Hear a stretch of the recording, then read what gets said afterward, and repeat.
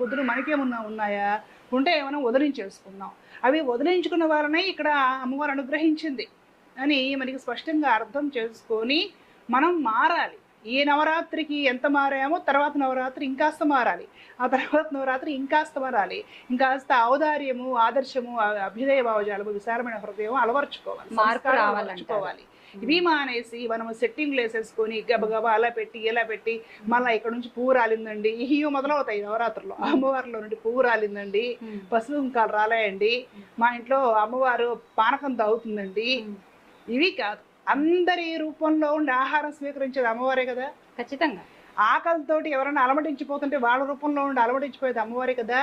ఈ విశాల భావము, సౌభ్రాతృత్వము నీవు అలవర్చుకోకుండా అమ్మవారు మా ఇంట్లో స్పూన్తో నీళ్లు తాగేసింది, కొబ్బరి బొండాలు తాగేసింది, పువ్వులు రాల్చిందండి, మా ఇంట్లో పసుపు కుంకాలు రాల్చిందండి, అద్భుతాలు జరుగుతున్నాయండి అని ఈ ప్రచారాలు మొదలెట్టేస్తారు.